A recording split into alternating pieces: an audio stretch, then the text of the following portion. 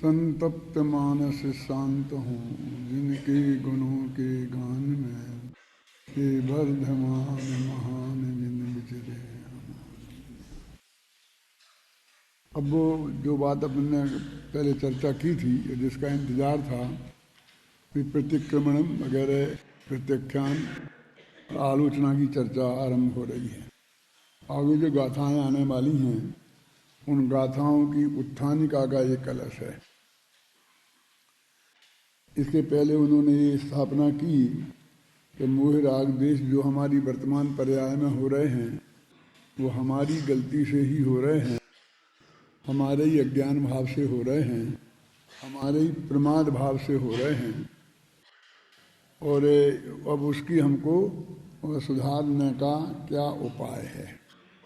तो उसकी चर्चा के रूप में इन्होंने देखो ये बात कही ना, राग देश से रहित भूत भावी कर्मों से मुक्त स्वयं को वे नित्य ही अनुभव करते हैं और स्वयं में रत रह ज्ञानमयी चेतनता को धारण कर निज में नित्य मगन रहते हैं। भूत भावी कर्मों की से रहित होकर, है ना, रहित होकर माने मैं इनसे भिन्न हूँ ऐसा जानकर, और मुक्त स्वयं को, वैसे तो भूतकाल के जितने कर्म हैं एक तरीके से समाप्त ही हो गए, उदय में आए और उनने फल दिया, और उसके बाद में वो कर्म निरर्थक हो जाता है। उसके बाद उसका कोई अस्तित्व ही नहीं रहता है, हमारी आत्मा से संबंध ही उसका टूट जाता है। तो जो भूतकाल के जितने भी अपराध दोष हुए हैं ना, एक तरह से उनसे तो आत्मा मुक्त ही हो गया। लेकिन हम तो ऐसा मानते हैं ना, उन्हें कर्म बंधा फिर वो उदय में आया, लेकिन अब तो भी अंदर में एक ऐसी भावना है ना, मेरे से ऐसी गलतियाँ हुई, तो उन गलतियों के माध्यम से वो उनसे अपनी आलोचना करना चाहता है। देखो वैसे तो वस्तु स्थिति कैसी है कि अनादिकाल से आज तक प्रत्येक आत्मा में जो अपना ज्ञान स्वभाव है, और उसकी कोई ना कोई ज्ञान पर्याय नियम से उत्पन्न होती है। और जो शैनी पंचेंद्रीय जीव हैं, उनके वो ज्ञान पर्याय कम से कम इतनी विकसित तो होती ही है कि जिससे आत्मा का अनुभव किया जा सके। अपन मानते क्षयोपसमलब्धि में ना कि शैनी पंचेंद्रिय को जितना ज्ञान मौजूद है, उतने ही ज्ञान की आवश्यकता होती है। अब वो ज्ञान जिसे अपन क्षयोपसम कहते हैं, तो उदय की बात नहीं कर रहे हैं। जो क्षयोपसम ज्ञान है वो प्रति समय नया पैदा होता है। अब हम जब भूतकाल की आलोचना करते हैं तो हम ये कहते हैं कि जब से हमको शैनी पंचेंद्रीय पर्याय प्राप्त हुई दिलीप भाई, तब से हमने कितने ज्ञान को किस तरह बर्बाद किया, जरा उसकी कल्पना करो। कि प्रति समय ऐसा क्षयोपसम ज्ञान हमें मान लो उपलब्ध था कि जिससे हम भगवान आत्मा का अनुभव कर सकते थे, उसको हमने 5 इंद्रिय के विषय कषायों में लगाया। वो सिद्धांत अब यहाँ रहने देना कि प्रत्येक ज्ञान का ज्ञेय नक्की है, और उसे जिस ज्ञान में जानना था उसी को उसने जाना है। वो इससे आगे की बात है। अभी तो अपन हम आलोचना और प्रतिक्रमण की बात कर रहे हैं ना। जब हमें पछताना ही है ना, तो पछताने वाली जो मुद्दा है उसकी बात करनी चाहिए ना, कि हमने कितने ज्ञान का, कि जिसमें एक एक समय के ज्ञान को यदि हम अंतर मुहूर्त तक आत्मा में लगाते तो केवल ज्ञान प्राप्त कर लेते। कितने अंतर मुहूर्त गंवाए। और जाने दो अंतर मुहूर्त, वो पंचम काल में होता नहीं है। तो एक समय को अपने आत्मा को जान लेते, उससे डायरेक्ट अनुभूति पूर्वक, तो सम्य दर्शन हमको हो जाता है। जो जितने काल से पीछे से समझ लोगे शैनी पंचेंद्रीय अवस्था को प्राप्त है, इतना ज्ञान प्रति समय हमें उपलब्ध होता रहा। वो ज्ञान स्वभाव जो है कि लोकालोक को जानने का, वो तो ज्ञान स्वभाव है। वो सुबह के प्रवचन में सुना होगा कि ज्ञान अलग है और ज्ञान स्वभाव अलग है। ये भगवान आत्मा ज्ञानानंद स्वभावी है। वो ज्ञान और आनंद जो परिपूर्ण है वो पर्याय में प्रकट नहीं है, बल्कि उसके स्वभाव में है। तो वो गया, लेकिन अभी चिंता की बात इसलिए नहीं है जब तक हमारे पास शनि पंचेंद्रिय की पर्याप्त है, पर्याय है कि इतना ज्ञान फिर भी हमें उपलब्ध हो रहा है प्रति समय कि जिससे आत्मा जाना जा सकता है। इसलिए मैं ऐसा बोलता हूँ कि हमारे पास हमारे आजीविका के लिए, भोजन के लिए, सारी व्यवस्था के लिए जितनी सामग्री चाहिए, जितना पैसा चाहिए, उससे कई गुना उपलब्ध है। अब हमें नुकसान हो, वो कहाँ तक हो कि जहाँ तक हमारी आजीविका प्रभावित नहीं होती है। माने ऐसा समझिए ना कि 10 मकान हैं, हम एक में रहते हैं, 9 में तो नहीं रहते ना। अब इन 9 के 9 मकान चले जाएं,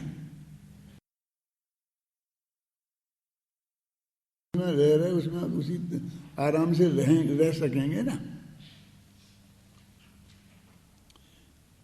और अब मान लीजिए कि वो 8 कमरे का 8 बेडरूम का मकान था, अब वो भी हमारे हाथ से निकल गया, 2 बेडरूम का हमारे पास रह गया, तो भी हम 2 बेडरूम में भी तो नहीं सोएंगे। मेरे कहने का मतलब ये है कि अभी भी जो नुकसान हुआ वो तो सचमुच उसकी व्याख्या करें तो वो ऐसा नुकसान है कि जो हमें फायदा तो रंच मात्र नहीं कर रहा था, और उसके परिग्रह होने का पाप हम निरंतर बांध रहे थे। क्या निगम समझ नहीं बात नहीं? हम उसके मालिक थे ना, ये मेरा है मेरा है, तो उसका उसमें एकत्व का, उसमें उससे राग का जो पुण्य पाप है वो तो हम बांध ही रहे थे ना। तो हमें आज वो सब गए तो क्या हुआ? आज वो पाप हमारा गया। पाप क्यों बोलते हो? कि पाप बांधते इसलिए पाप नहीं, बल्कि परिग्रह स्वयं में ही पाप है ना। 5 पापों में परिग्रह का नाम आता है कि नहीं आता है? तो ये जो सब चीजें हैं, ये मकान, जायदाद, रुपया, पैसा और ये गाड़ी बाड़ी जो भी हैं, वे सब परिग्रह ही का नाम है ना। तो अपने ही तो कहते हैं कि हम आवश्यकता के हिसाब से रखें। कदाचित आप अनुवृत्त लेते तो 10 मकान रखते, 10 गाड़ियां रखते, वरना अपनी आवश्यकता की वस्तुएं रखते ना, और बाकी छोड़ते, तो वो ही छूटा है। माने वास्तव में तो वो पाप छूटा है। लेकिन अभी चिंता की इसलिए जरूरत नहीं है कि हम जैसे मकान में रह रहे थे वैसे में रह रहे हैं। भाई एक गाड़ी हमारे पास है, जहां हमें जाना हो गाड़ी से जा सकते हैं। हमें जो खाने पीने की बात चाहिए वो खाना पीने की हमें सब सामग्री उपलब्ध है, और नौकर चाकर जो थे वो नौकर चाकर भी सब उपलब्ध हैं। तो अभी मतलब कुछ भी नहीं गया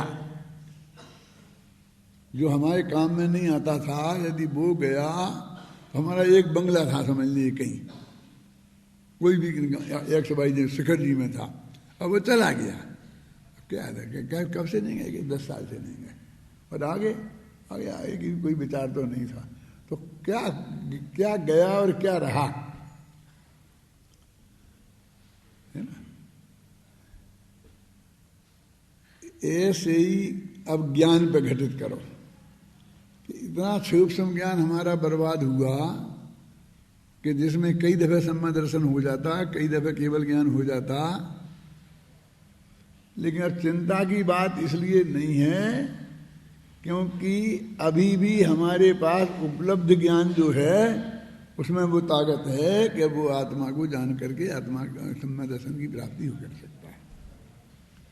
तो वो परिग्रही जैसा था ना, वो बाकी वो ज्ञान भी तो क्या था। ये बाद में देवलाली में समझा रहा था, और ये बात जब मैंने कही कि क्या गया, कुछ नहीं गया। और हमने वो इतना महत्वपूर्ण ज्ञान बिल्कुल अनाप शनाप चीजों को जानकर और प्रति समय बर्बाद किया, समझे ना।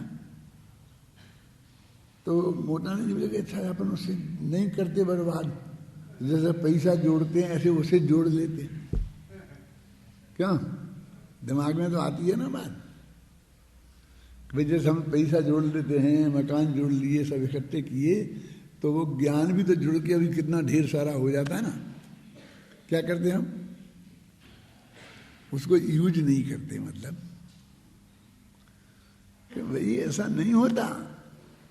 वो जो ज्ञान की पर्याय जिस समय पैदा हुई है वो तो यूज होती हुई ही पैदा होती है।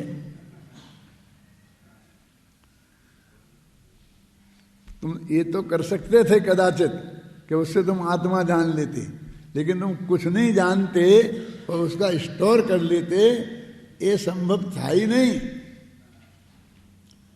पर अब पुरानी तो जाने दो, अभी जो नई ज्ञान की पर्याय पैदा हो रही है, जयचंद जी छाबड़ा ने भी ये सब लिखा है, अभी मैं पढ़ूंगा तो आपको नहीं लगेगा कि मैं कोई यहाँ वहाँ की गप्पें लगाने लग गया हूँ। इसी कलश के उसमें तो उसमें कि हम अभी तो तुम यूज तो कर सकते थे लेकिन उसको सुरक्षित नहीं कर सकते थे। फिर वो तो किसी ना किसी गेय को जानकर, और किसी ना किसी की बात नहीं है, वो तो नक्की ही है ना किसको जान के, पर वो अगली साल मन अगले समय वो क्या हो जाता, वो गेय बन के रह जाता। अब उसे कोई अपने ज्ञान का गेय तो बना सकता है, हम स्वयं भी जो हमारा अगली ज्ञान की पर्याय पैदा हो उसका गेय उसे बना सकते हैं हम।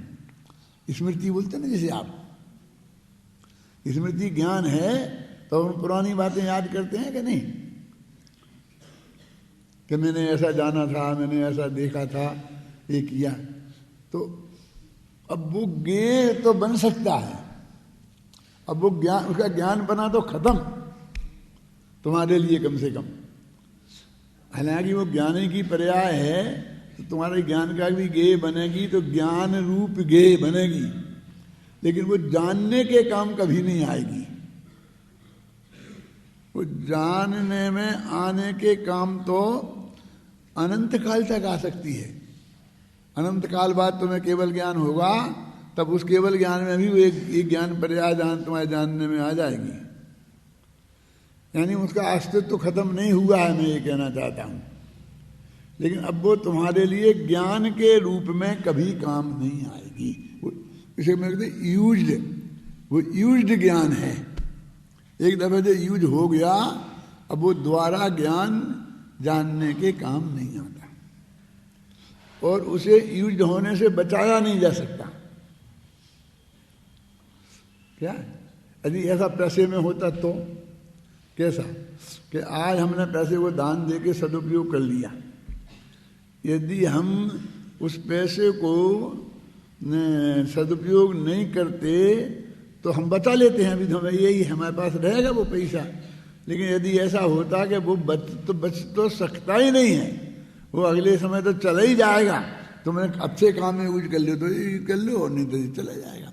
ये वो होते ना, जैसे छुट्टियां लैप्स हो जाती हैं, ऐसा पुराना पैसा भी लैप्स हो जाता है ना। वो हमको दुनिया में अभी जुड़ता दिखता है। कौन? क्या पैसा क्या क्या दिखता है कि हम उसे जोड़ लेते हैं, लेकिन बहुत धोखे में हो, उसमें भी ऐसे धोखापनी की नहीं है। वो जो अगली समय आपके पास रहता है ना, वो उसमें अलग पुण्य का उदय काम आता है। वो आज पुराने पुण्य से वो तुम्हारे पास नहीं रुकता है। समझ में क्या कह रहा हूं मैं?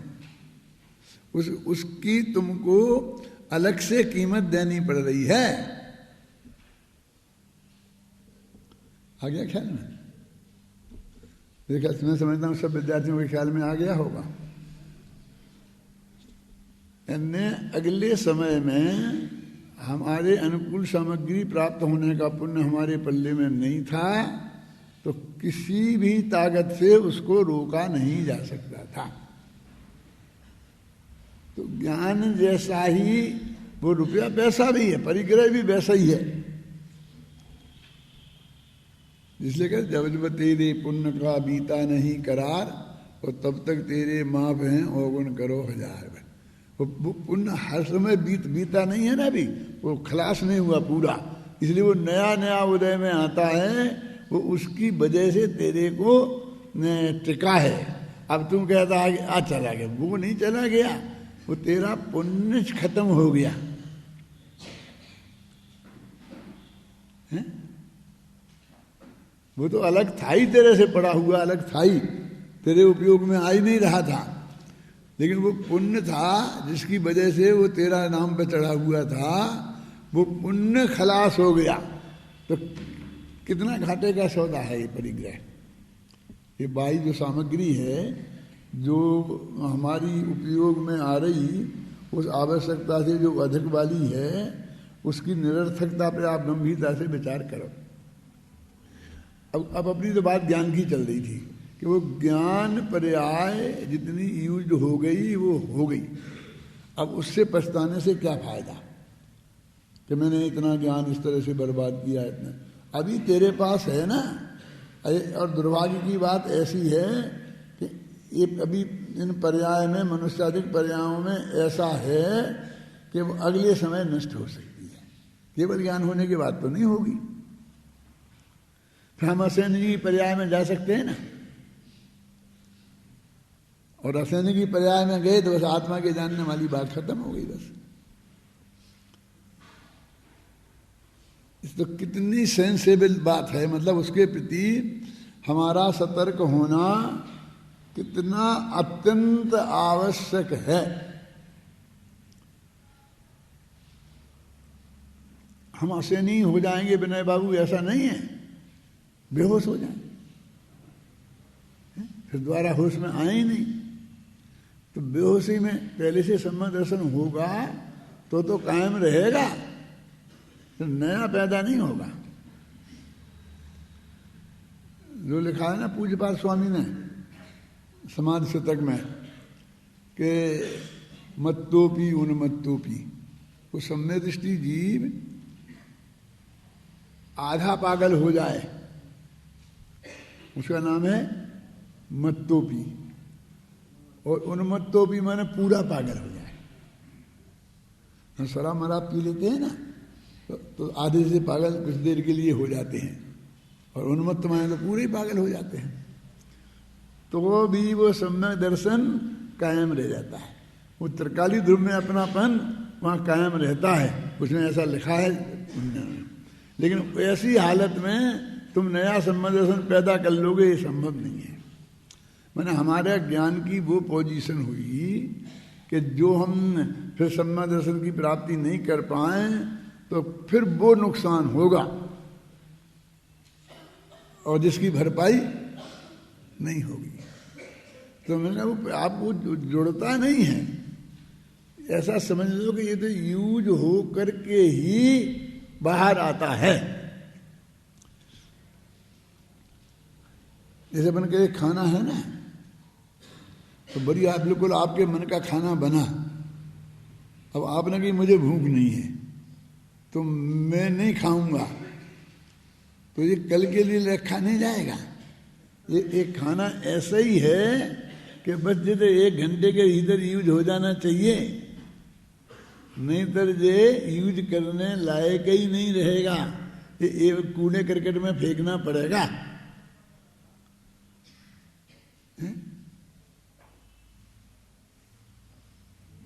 तो देखिए भूतकाल की जो सबसे बड़ा प्रायश्चित तो क्या है भूतकाल का, इतना समय मेरा ये चला गया। पछताने की बात सिर्फ इसलिए है कि जिसमें हम आगे की बर्बादी रोकें।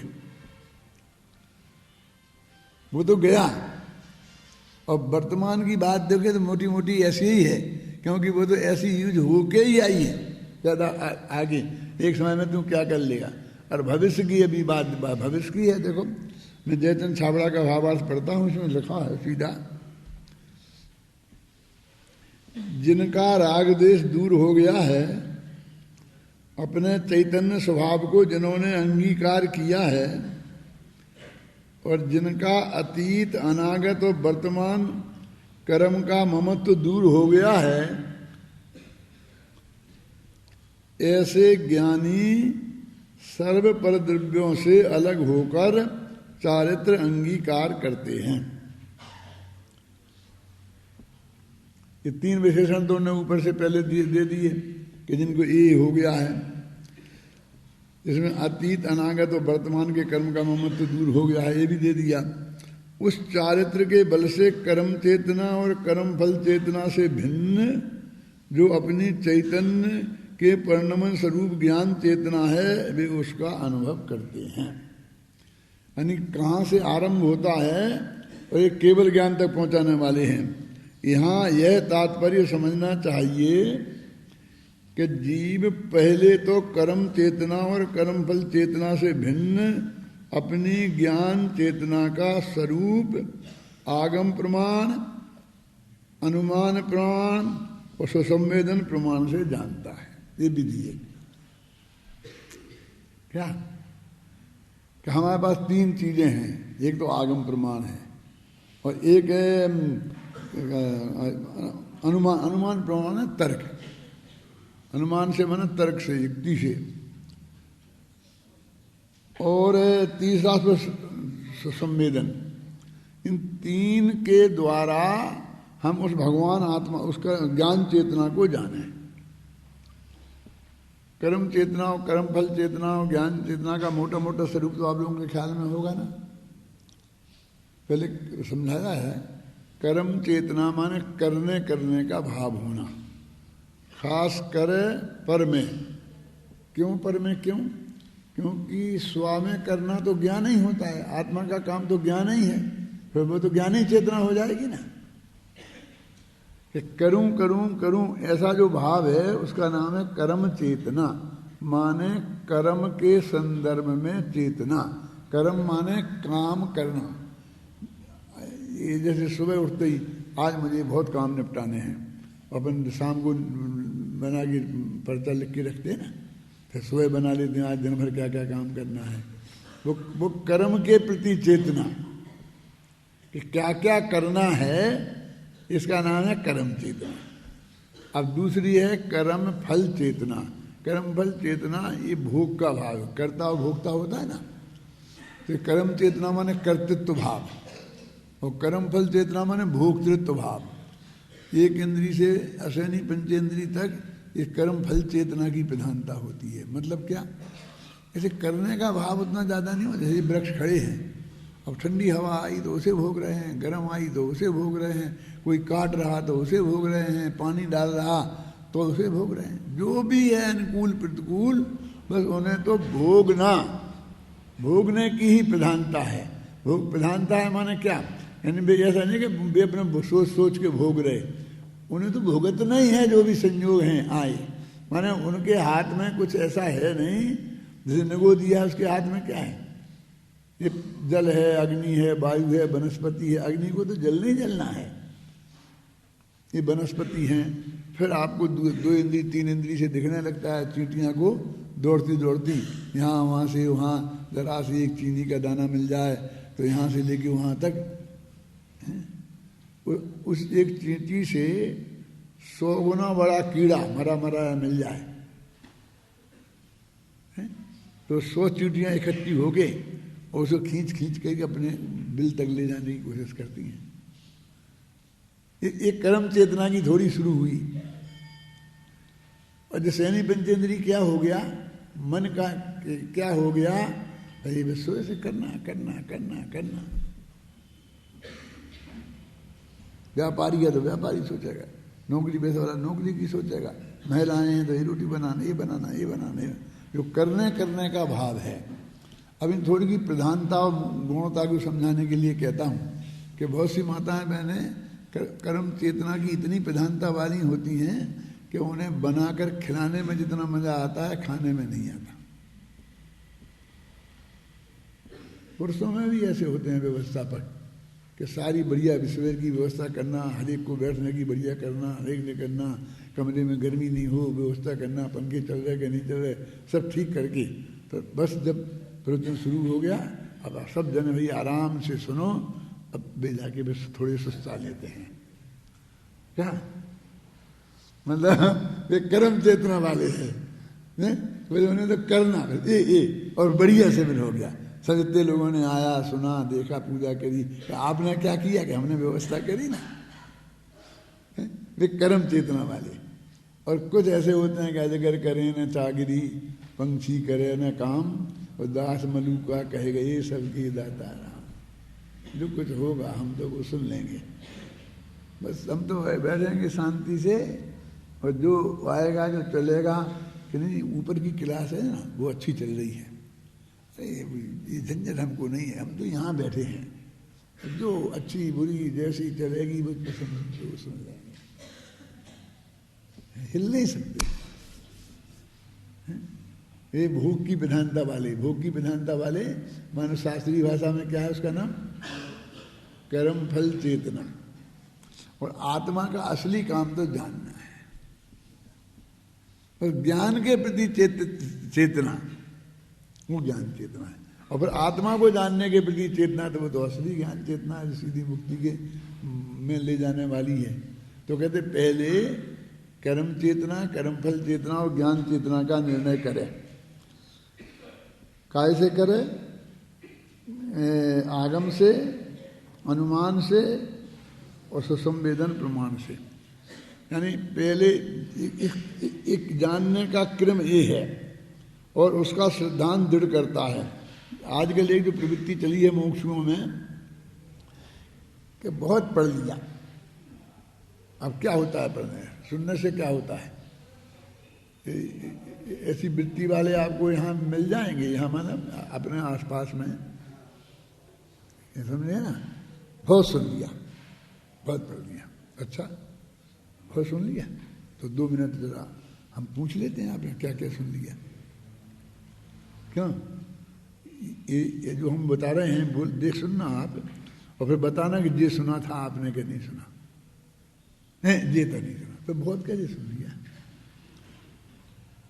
सिर्फ एक केवली भगवान कह सकते हैं कि सब जान लिया, यानी वो ऐसे हो गए हैं कि बस अब तो हमको अनुभव करना, तो करो क्यों नहीं फिर? ये तो वर्षों हो गए ना आपको कहते कहते, क्योंकि देशना लब्धि प्राप्त हो जाए, मैंने वो सुन लिया और पढ़ लिया दादा, तो फिर तो करण लब्धि में जाने की बात रहती, तो गए क्यों नहीं? इतना क्यों लगे? यानी वहां से वहां पहुंच गए, सुन लिया है, तो बता दो तो हमें मालूम पड़े। नहीं बोल, हमसे बोला नहीं जाता, हमसे कहा नहीं जाता, बस ये सबसे बढ़िया अपने अज्ञान को छिपाने का है। ये नियम है, मैं आपसे बोलता हूं कि यदि आप समझते हैं तो गारंटी से आप समझा भी सकते हैं। सीधी सच्ची बात यह है कि जब आप कहते हैं कि हम समझा नहीं सकते और समझते हैं, ये बिल्कुल सफेद झूठ है। दुनिया में जितने भी अध्यापक हैं, 1-2 थोड़ी अकेले पर, अरबों अरबों अध्यापक हैं दुनिया में। कितने स्कूल खुल रहे, कितनी पढ़ाई हो रही है, तो उनने वो पढ़ाई तो था, साधारण लोग तो हैं ही, और फिर वही पढ़ाते हैं कि नहीं पढ़ाते हैं?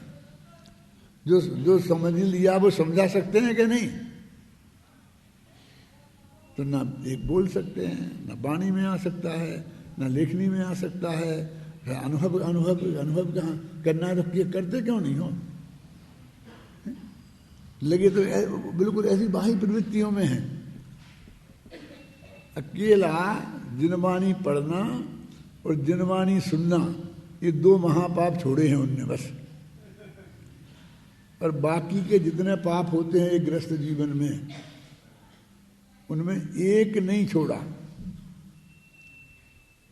आप समझ ना, धंधे का, पानी का, इसका उसका जो परिग्रह है वो जोड़ते रहना, देखते रहना, कहाँ बैंक में है, कैसे आया, कैसे अधिक से अधिक ब्याज कैसे कमाएं, इसका ये करें, क्या करें, जो जिनने छोड़ दिया ना धंधा, 24 घंटा उस उधेड़ बुन में लगे रहते हैं। जयचंद जी छाबड़ा तो ये कहते हैं ना कि हम छोड़ दो, लेकिन पहले आगम प्रमाण से जानो। फिर ऐसा नियम है ना कि आगम प्रमाण से जानकर हमारे पास वो सामग्री होती है कि जिस सामग्री पर हम अनुमान का प्रयोग करते हैं, तर्क करते हैं कि ऐसा मानेंगे तो ऐसा होगा, ऐसा मानेंगे तो ऐसा होगा। उसके लिए कोई सामग्री चाहिए ना, इसके लिए कोई सब्जेक्ट चाहिए कि नहीं चाहिए। एक मेरे मित्र थे, यहाँ की बात नहीं है, बहुत पुरानी बात है, तो वो मिलते थे तो हमेशा ये कहते थे कि पंडित जी आना आना, आते क्यों नहीं आप हमारी दुकान पर? मैंने क्या करें, अपन बैठ के चर्चा करेंगे, अभी चर्चा करेंगे। क्योंकि वो जानते थे इनको चर्चा करने का शौक़ है, लोग इनके पास चर्चा करने आते हैं। तो वो ज़रा वो रिश्तेदारी में हमारे भाई लगते थे, ज़रा बड़े थे उम्र में, तो आप दुकान पे आओ, पैसे वाले थे, तो अपन चर्चा करेंगे। तो 2 4 10 दफ़े सुनी, फिर एक दफ़े मैंने उनसे कही कि भाई साहब आपसे क्या चर्चा हो सकती है? क्यों? क्योंकि जिसके आप मास्टर हो उसमें हम जीरो हैं, और जिसके हम मास्टर हैं उसमें आप जीरो हो। अब हमारी और आपकी तो इतनी सी चर्चा हो सकती है, तबीयत ठीक है, बाल बच्चे मज़े में हैं, और कोई तकलीफ तो नहीं है, बस तीन प्रश्न हैं। अब हम आपसे कर लेंगे, अब हमें से कर लेना, हम बता देंगे, तुम अपना बता देंगे, उत्तर भी हम बता देते हैं। हाँ बिल्कुल ठीक है, कोई दिक्कत नहीं है, बस थोड़े से पेट में दर्द रहता है, थोड़ा कमर में रहता है, थोड़ा ये रहता है। पहले वाक्य में ये बोलेंगे बिल्कुल सब ठीक है, और फिर वो सारी तकलीफ़ें शरीर की सुना देंगे, फिर व्यापार की सब सुना देंगे, आप बहुत मज़े में हो। अपने कहे काम कर जाए, बनी बनाई तनख्वाह मिल गई। हमको तो कितने कितनी झंझटें हैं, सुबह से शाम से, इनकम टैक्स वाली, सेल टैक्स वाली, न मालूम कितने कितने लोग हैं। तो मैंने उनका भाई साहब ऐसा नहीं हो सकता कि हम तुम्हारा काम हम तो नहीं कर सकते, क्योंकि अब हमारे पास पूंजी नहीं है, पैसा नहीं है, दुकान नहीं है, बाजार में चाहिए, लेकिन हमारा काम तुम तो कर सकते हो। छोड़ दो ना, बंद कर दो ना, अभी ये कर लो शुरू, हमारा जैसा आराम तुमको मिल जाए। क्यों हमें बुद्धू बनाते हो? कहने यहाँ संतोष हो, चर्चा हमारी आपकी हो ही नहीं सकती है। उस चर्चा के लिए या तो आप हमारी बात पढ़ो, हम बताएं, जो जितनी किताबें हम देंगे आपको, आप भी पढ़ लो, और फिर आपसे नोट करके रखना कि ये बात मेरी समझ में नहीं आई, ये समझ में आ गई। फिर हम आएंगे, जितने घंटा आप कहोगे बैठेंगे और अपन चर्चा करेंगे। या तुम मुझे अपनी दे दो, तो मैं वो पढ़ लेता हूँ, और फिर अपन बैठेंगे, फिर मेरी जो भी प्रशंकाएं होंगी मैं आपसे पूछूंगा, आप मुझे बताना, तो ही चर्चा हो सकती है। क्यों? तो जब आगम के आधार पर मैं ये कहता हूँ वो सामग्री तैयार होती है कि जिससे हमारे को वो दूसरा पॉइंट है ना इनका, कौन सा? अनुमान प्रमाण, जयचंद जी छाबड़ा का। उसके अनुमान माने तर्क युक्ति, उसके लिए सामग्री तैयार होती है। काय से? आगम के सेवन से, स्वाध्याय से। और फिर जब वो हमारी तरक्की कसौटी पर कसी जाती है और हमारे विकल्पात्मक ज्ञान में ऐसा निर्णय पक्का हो जाता है, रंच मात्र भी शंका नहीं रहती है, मतलब केवल ज्ञान जैसा निर्णय हो जाता है। मैं कह रहा हूँ दो अपेक्षा, जैसा केवल ज्ञान में होता है वैसा, और उतनी ही दृढ़ता उसमें होती है, तब वो अनुभूति का नंबर आता है। क्या वो अपने उस ज्ञान के प्रति इतनी मजबूती होती है कि आप समझ लीजिए कि जैसे किसी आदमी से और हम ये कहेंगे तो नाव में बैठा है और इस समुद्र में कूद जाएगा वो। जब तक उसे अपनी उस कला के बारे में मैं कूद करके बाहर निकल जाऊंगा, इतना पूरा नहीं होगा तो वो कूद सकता है। ऐसे अनुभूति की उसमें ऐसे कूदना पड़ता है, मेरे कहने का मतलब। अब तुम ऐसा कूदना पड़ता होगा, मतलब ये है कि कि जो हमारा सहारा है ना वो नाव, और वो छूट जाएगी, वो एकदम तेजी से वो दौड़ रही है, चली जाएगी आगे, वो हमारी पकड़ में किसी कीमत पर नहीं आएगी। मैंने सर्वस्व जो हमारा आज तक का सहारा है वो छूट जाएगा, और फिर हमको इस समुद्र से पार होना है। ऐसे ही ये सब कुछ, जैसे तुम कह रहे ना कि बहुत पढ़ लिया और बहुत, ये सब छूट जाएगा, सब सहारा बिल्कुल।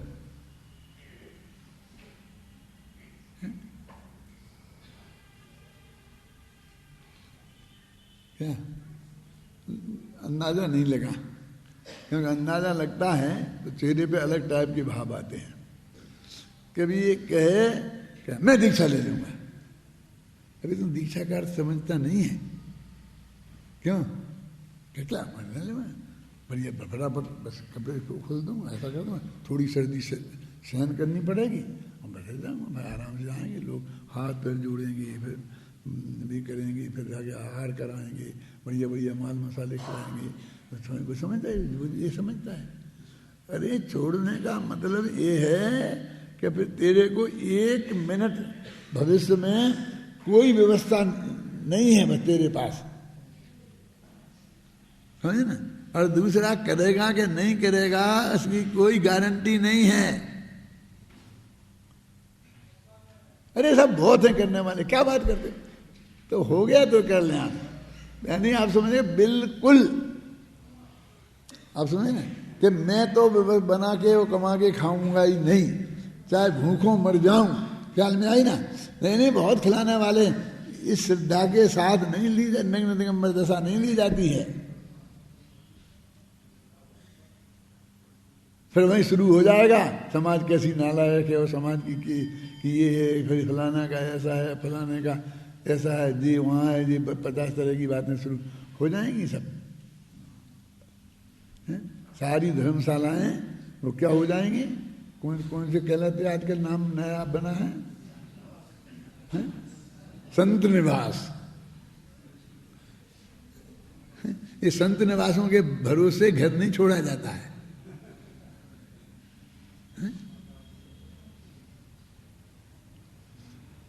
एक दाना खाने का नहीं, एक बूंद पानी का नहीं, एक कोई व्यवस्था नहीं, उसका नाम छोड़ना है। कि पहले हम पंडिताई में गांव में व्यवस्था कर लेते हैं और फिर छोड़ देंगे सब, फिर जान आएंगे। वो अपनी व्यवस्था तो हमने बनाई नहीं पहले से, तो बनी बनाई व्यवस्था मिल जाएगी। ये कहते हैं कि जो आत्मा में तुम अब जाएगा ना, तो वो सब जो तूने किया है वो भी सब छूट जाएगा। माने वो सर्वस्व त्याग की बात से शुरू होता है। तो वो तो साधु होने की बात, साधु होने की बात नहीं है। आप बहुत धोखे में हो जो मैं मुनियों की बात कर रहा हूँ। मैं ये कह रहा हूँ कि जो तुम क्रिया में छोड़ने की बात है ना, वो श्रद्धा के लेवल पर सब छोड़ना पड़ेगा।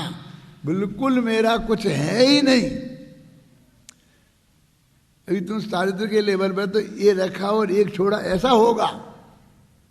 लेकिन श्रद्धा के लेवल पे क्या होगा? परमाणु मात्र भी मेरा नहीं है, पहले ये मानना पड़ेगा।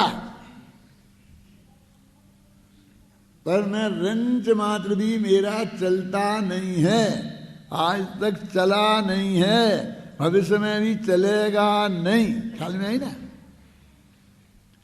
ऐसी श्रद्धा का नाम है वो, जिसे तुम कुछ नहीं समझ रहे।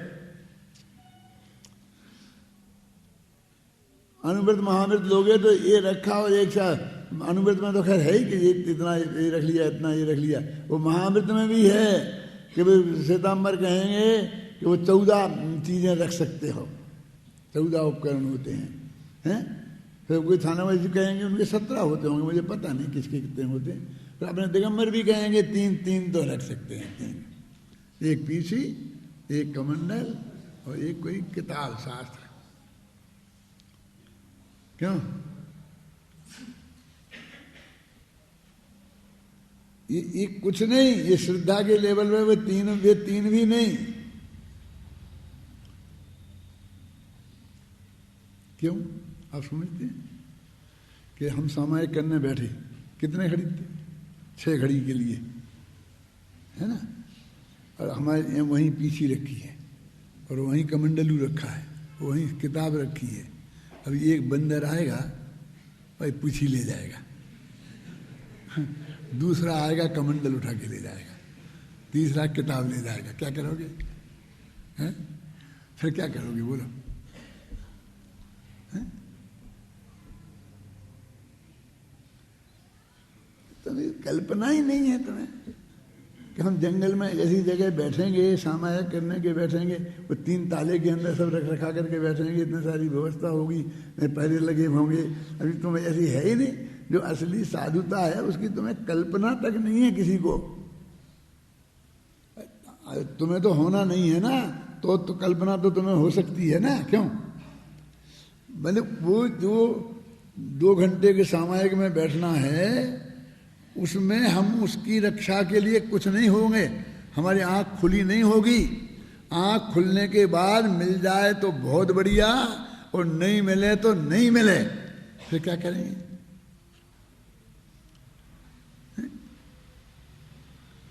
फिर तो कोई ला करके दे तो ही, कितनी संभावना कम है? कहाँ से आएंगे वे मोर पंख? कहाँ से वो ऐसे कमंडलू बन के आएगो? ये लोटे तो बाजार में हजारों मिल जाएंगे, हैं? वो बहुत स्पेशल तरीके से बनता है, हैं? समझ गए ना? कहाँ से वो शास्त्र आएगा? और यहाँ से वहाँ ले जाना आपको अपने हाथ से ही ले जा सकते हैं। आप 1 सेकंड इनको नहीं दे सकते हैं।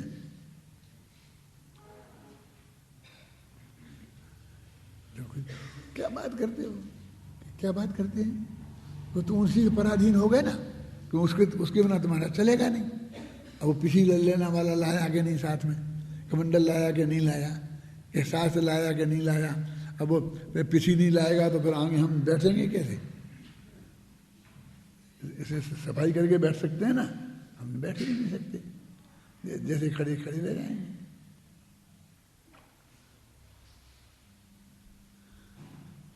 जो शास्त्र में स्वरूप वर्णन है उसका एक विचार करके तो देखो।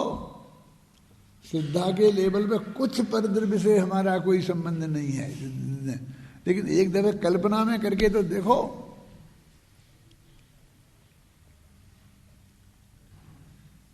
मैंने तो आज से नहीं 50 साल पहले से अनेकांत ये कल्पना की है कि अब भी सब खत्म हो जाएगा। फिर खत्म सम्मान है, माँ बाप बाल बच्चे को जो भी अपना है वो कोई नहीं रहेगा, महाप्रलय हो जाएगा। और जैसे अपन वो कमाईनी वाला खड़ा रह गया था मनु, है ऐसा अकेले खड़े रह जाएंगे तो क्या होगा? क्या एक दफे नहीं 100 दफे तो अपने चित्त की पोजीशन क्या होगी, है? और ऐसी जगह कुछ नहीं होगा। क्या होना है? जो है ये जान लेंगे, वो नहीं है तो वो जान लेंगे। फिर क्या होगा? क्या होगा? जो होगा वो जान लेंगे। आत्मा तो अनादि अनंत है ना, और पुद्गल भी अनादि अनंत है। अब जिस स्थिति में रहेगा रहेगा। तो आपका चित्त ऐसी स्थिति के लिए तैयार है कि नहीं है? नहीं बनना चाहता हूं, हम मर जाएंगे तो क्या होगा, बाप मर जाएगा तो क्या होगा, तो गए काम से।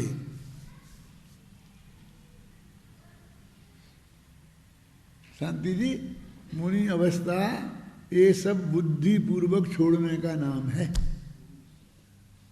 अपन से वैसे ही छूट सकती है ना, पहले आ सकता है ना, हर साल आता है ना, कहीं ना कहीं आता है कि नहीं आता? ऐसे ही खड़े होकर रह जाते हैं कि नहीं रह जाते हैं लोग? तो कैसे दीनहीन हो जाते हैं, कैसी दशा दुर्दशा हो जाती है, हैं? क्या हो जाता है देखो आप।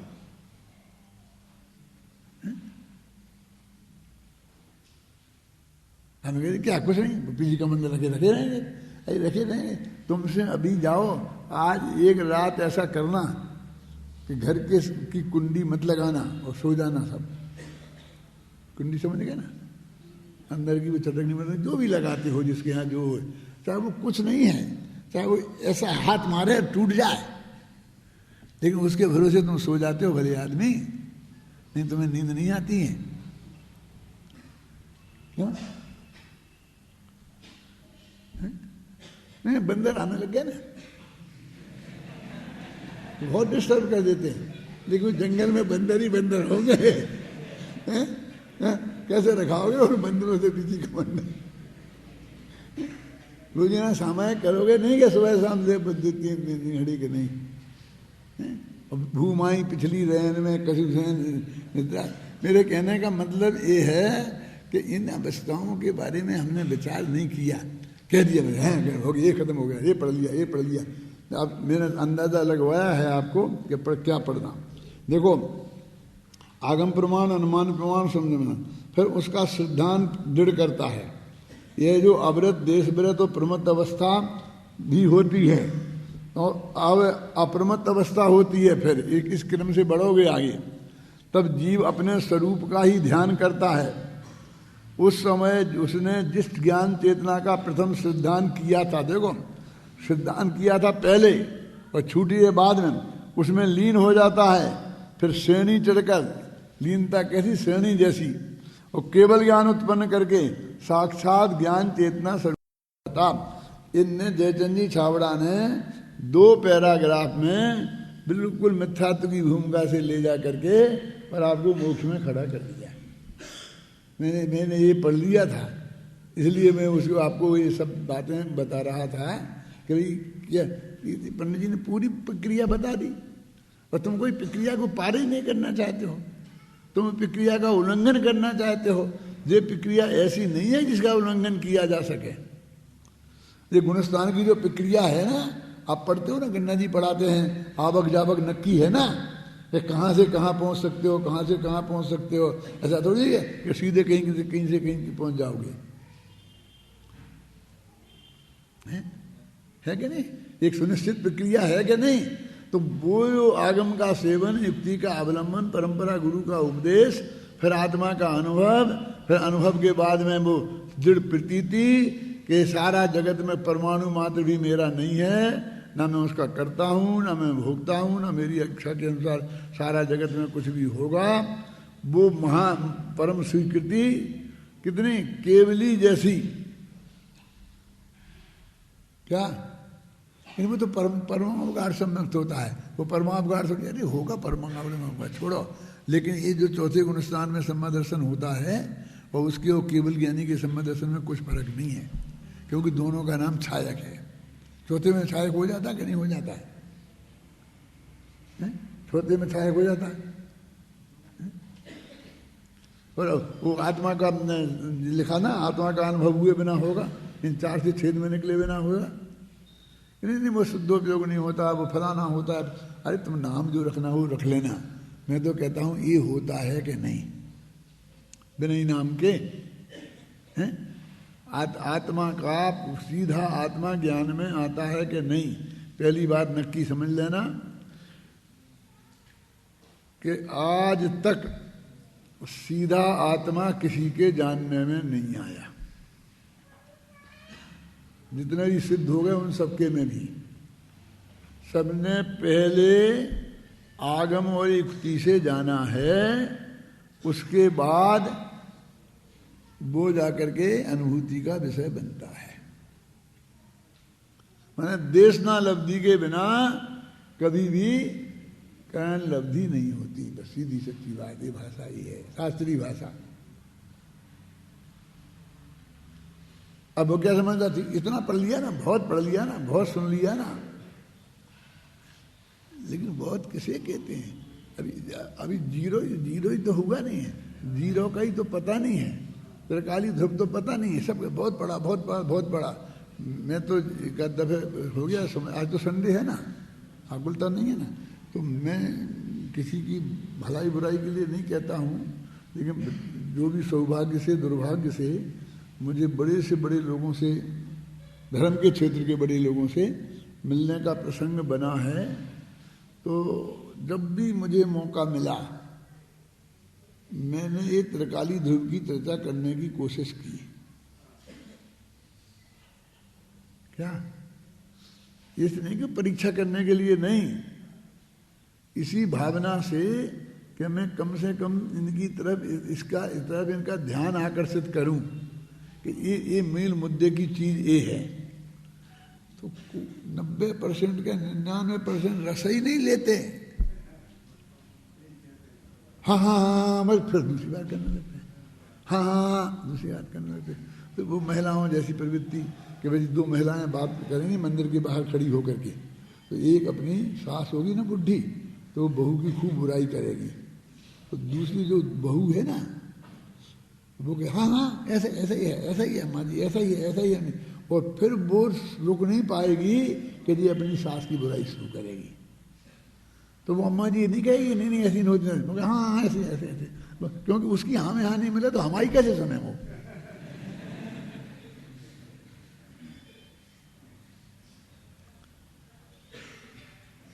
ये उन्हीं की नहीं है, सारे देश की, हर व्यक्ति की, चाहे वे राजनीति में हो, चाहे धर्म नीति में हो, चाहे समाज में हो, बस यही प्रक्रिया है।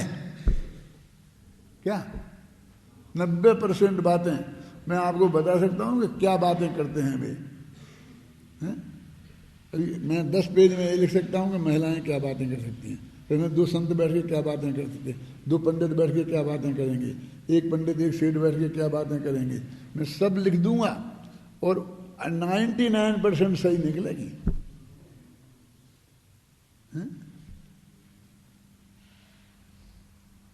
100 बरस में आज तक बम्बई में बॉलीवुड में सिनेमाओं में जितने सिनेमा बने उन सब की कहानी मैं आपको 1 मिनट में सुना सकता हूं।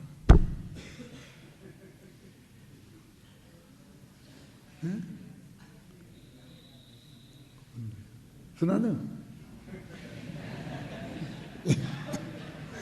बस 2 लड़का और 1 लड़की, कि 1 लड़का और 2 लड़कियां, और फिर धमाधम धमाधम धमाधम इंटरवल तक मामला खूब एक लाइन पे चलेगा, धमाधम धमाधम, पीट पीट मार पीट, जो भी झगड़ा झगड़ा, तो बहुत बहुत बहुत बहुत बहुत।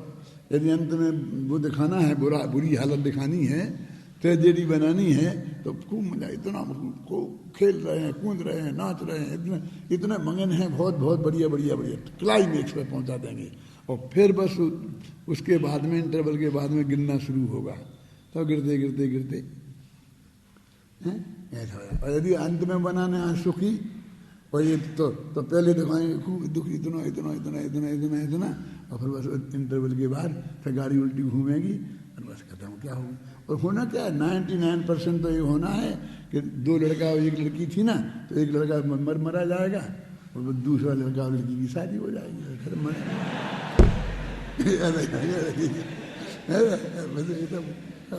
बस ये कहानी है। तुम हजारों कहानियों निकाल के देख लेना, बस खत्म। और अभी जो भविष्य में लिखी जाएंगी वो भी, ये भविष्य में भी ऐसी ही लिखी जाएंगी, और ताज़ा सी पोजीशन में बदल दो, लेकिन इसमें कोई फर्क आने वाला नहीं है। तो ऐसी से अपनी प्रथमानियों की कहानियाँ, ये भट्टारकों की लिखी हुई हजारों कहानियाँ, वो भी मैं 1 सेकंड में सुना सकता हूँ। बस भाई लड़कियाँ मिलती है बेवकूफ़, घबरा नहीं देना।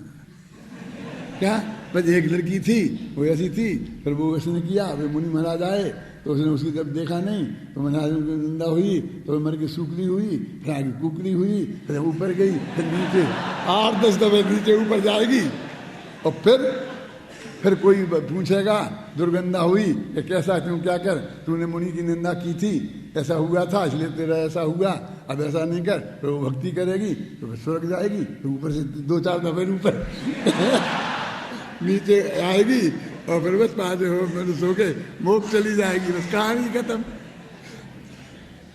वो 4 भव में नरक से ऐसी ऐसी उतरेगी और 4 भव ऊपर। क्यों कि ये घबराती हैं कि ये अपन को निंदा नहीं करना, बड़े बचे रहते, सब चलिए बचे रहो बस ये धमकाना डराना, इसके लिए सारा नाटक है। इनमें वो पैदा आदमी ज़्यादा चक्कर में नहीं आते हैं, इसलिए बस वो उनको मुद्दा कम बनाते हैं, महिलाओं को ज़्यादा बनाते हैं। बिल्कुल एक स्टाइल में हजारों कहानी लिखी है, हजारों। उनकी कुछ पंक्तियां तो सुनिश्चित हैं, बस यहाँ से शुरू होगी। एक समय विपुला चल तीर, समूह शरण आयो महावीर। वो समूह शरण आएगा, फिर राजा सैनिक आएंगे, फिर फटाफट सब इकट्ठा हो जाएगा, फिर गौतम स्वामी हो जाएंगे, और फिर सैनिक पूछेंगे कि हे गौतम स्वामी।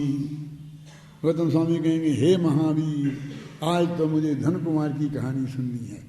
बस वो धन कुमार की कहानी शुरू कर देंगे, और धन कुमारी कहानी में यही होगा, उल्टा उल्टा बढ़ गई। बस इसी स्टाइल में सब वो सारी कहानियां ये लिखी साक्षात महावीर ने सुनाई। मैंने बोला था एक दफे मैं रिसर्च कर रहा था टोडरमल जी पर, तो उदयपुर में गया तो वहाँ पर मुझे एक किताब मिली, तो उसमें ऐसा लिखा था टोडरमल के बारे में, ये 13 पंथ का उदय कैसे हुआ। तो वो बस वही भगवान महावीर के पास गया, वो राजा सैनिक गया, तो वहाँ जाके पूछा, और कैसे पूछा कि ये पंचम काल में 13 पंथ के मिथ्यात्व, 13 पंथ नाम का जो मिथ्यात्व का उदय कैसे होगा। तो उसने सुनाना शुरू कर दिया कि आगरा में एक बनारसी दास नाम का होगा, वो ऐसा करेगा, फिर वहाँ से 5 में हो जाएगा, फिर सांगानेर आ जाएगा, फिर एक टोडरमल होगा, फिर वो ऐसा करेगा। वो सारी कहानी लिखी भगवान महावीर ने कही, और तत्व सूत्र में बिल्कुल नहीं लिखा ही नहीं कि भगवान महावीर ने कही थी, किसी ने पूछी थी। वहाँ सीधा समय संज्ञान चारित्राणी मोक्ष मार्ग है, समय सार में लिखा ही नहीं कि भगवान ने कही। हमको एक किताब में जैसी लगती है, इतना सा गुटका बना दिया, ऐसा जेब में रख लिया तत्व सूत्र का। 10 पेज है, 10 पेज में पूरा सूत्र दिया जाता है। तो ये तो हो गया गुटका, और वो शास्त्र ऐसा बिल्कुल कटाक भी लग रहा है, तो वो शास्त्र हो गया जिसमें भी कहानियां लिखी हुई हैं। कुछ नहीं, कोई प्रमाणिकता नहीं, कोई दम नहीं, ये सब आप समझे ना, अपना स्वार्थ सिद्ध करने के लिए लिखी थी, और धर्म के नाम पर ये सब चल रहे हैं। अध्ययन करने का एक तरीका है, स्टाइल है, ये सब चीज़ें आपको अच्छी तरह से देखना चाहिए हैं। और फिर मैंने पढ़ लिया, बहुत पढ़ लिया, बहुत सुन लिया। किसे कहते हैं पढ़ना, किसे कहते हैं सुनना।